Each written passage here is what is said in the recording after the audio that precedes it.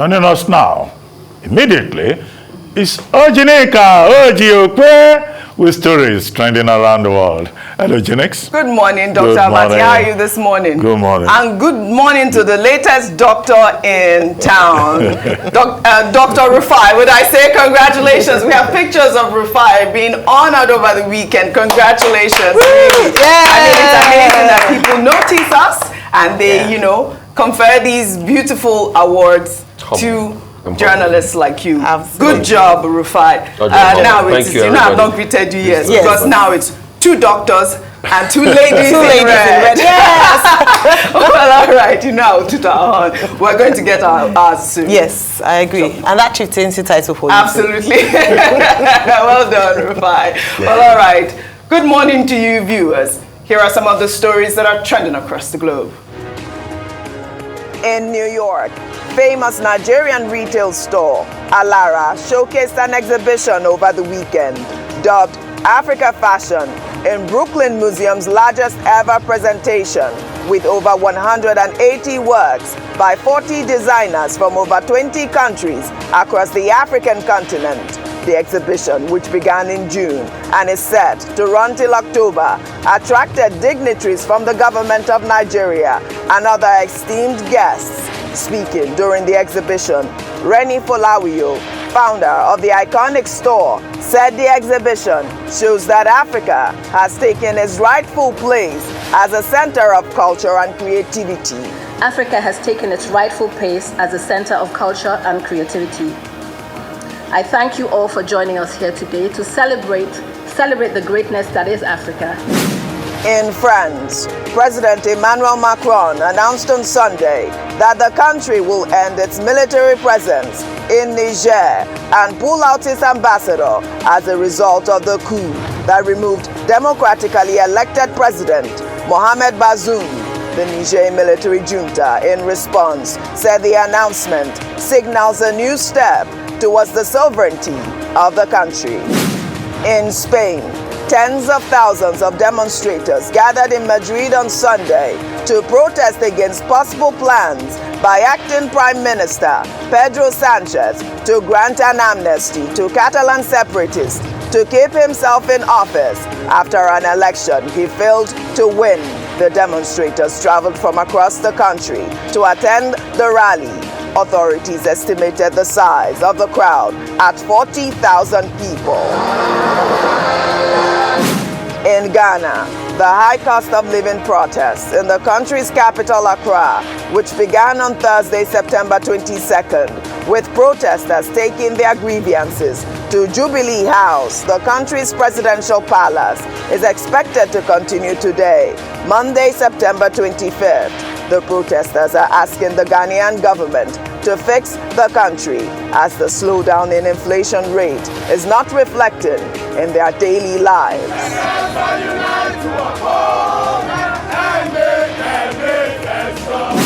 Under sports, Ethiopian runner Tigist Assefa broke the women's world record by more than 2 minutes at the Berlin Marathon on Sunday.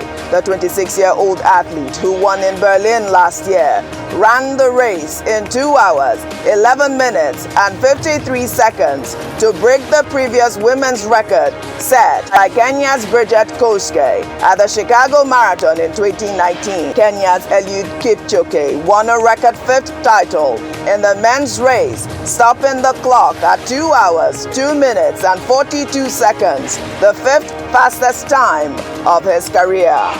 2 hours, 11:52, unofficially, history is made.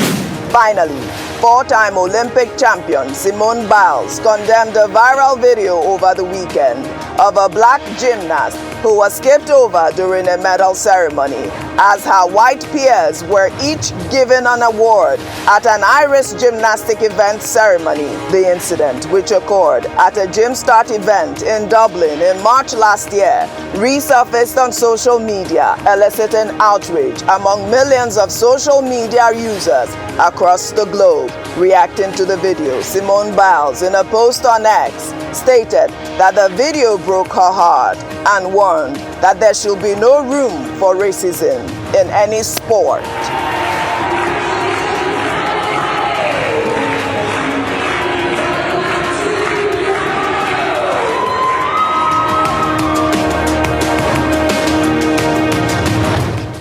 Ayo, Simone Biles said this video broke her heart. It shattered my heart. I can't imagine if that was my daughter right there. I will be furious. Gosh. I mean, for me, this is the purest form of racism I have seen. People have said it's racist, not racism, whatever. She apologized. The lady, you know, she also stepped down as well. She did apologize. Because the mom said I wasn't... They said that, but they also was a letter written to the mom. But they said they want to take it up as well legally. And they also asked for the video to be pulled down because her daughter will continue to be attacked. At her gymnasium. Yes, which is very sad. I think it's quite unfortunate that we can only see the back of the head of the woman. Yes. And it's the young girl who has to face, you know, whose identity is unveiled. But one thing is that she has no name, that's the woman in question, because they haven't yet released her name. And it seems as if they are covering such an atrocious act, in my opinion. It's very sad. And taking it further, I said it earlier, if we're going to kill racism in sports and in other areas, there must be punitive measures and very strict one at that. Not just apologies, not just, oh, it was an honest mistake, but actual punishments. The same thing that was done to Rubiales in Spain for kissing another woman should be done in sports. They keep having these big campaigns, putting a lot of money into kicking racism out of sports, but we don't see the effect because racists seem to be protected, as in this case, and not given the punishment that's due to her. They say she's left the sporting body, so they don't, I mean, so she's no longer a member, but the Gymnastics Federation in Ireland must do something about it and protect other girls like this innocent, beautiful gymnast from this kind of thing happening. I mean, you saw the lady, she, you know, gave the others medals and she appeared to have said, oh, I may come back to you or I will come back to you. And then she went back. No, because she did, it appeared that she said, I'm going to come back for yours. But she went back and brought others and she still did not bring the black girls medal. Unacceptable. Well said, Ayo. Well, let's continue on what's trending. Vice President Kashim Shettima's statement in which he referred to the leaders of the 10th National Assembly as representatives of the black man, while asserting that if Nigeria fails, the black man has failed, generated reactions over the weekend. Shetima made the comment in Akwa Ibom State while declaring open a 2-day retreat for the National Assembly leaders. Well, let's take a listen before we take some reactions. Power is a gift from God. We are going to spend more years of our lives outside power than in power. Power to me is a humbling experience. Power should be used for the good of the people. We are the luckiest amongst Nigerians. We are not better than our next door neighbor. Yesterday I hosted my classmates from the University of Ibadan, the MSc class of 1991. The best graduating student in my class was from Oladipo. Oladipo is languishing as a DGM in one mediocre bank. He was the best graduating student. That goes to show that we are here not because we are the best of the best, but we are the representatives of our people. We are the representative of the black man. That is the burden we all carry. If Nigeria fails, the black man has failed. Let us make Nigeria work. Languishing in one mediocre bank. I mean, that statement got me. But let me take some reactions. This is from Jude, who wrote, so according to Shetima, the GGM of a bank is languishing in that position? That's what happens when you have wealth without enterprise. Any society where career politics is more profitable than business and enterprise is in decline and destined to fail. Well, Nze Indianambra wrote, my 3 take. 1, insults to his classmate. 2, insults to the banking system. 3, insults to hard-working Nigerians who are not stealing public funds. Number 4, insults to those who have no classmates. Rufai, you have classmates, right? Plenty classmates. You have plenty classmates. They are everywhere. In fact, we have classmates WhatsApp group. Is it from SEM? I mean, how would Oladipo feel when he hears that? So there's something called tact in speaking. I get where the vice president is coming. He wanted to inspire them. You know, if Nigeria fails, we all fail. And I get the train of thought that, oh, we are here because it's a privilege. And God has given us the privilege. But there's also something called tact. And that was lacking. And it's not today he's lacked it. This was the same vice president that told his predecessor vice president that he was an ice cream seller. Yes, I remember that. That he was Mr. Nice Guy for politics. That wasn't good enough for politics. When he was told, he finally apologized.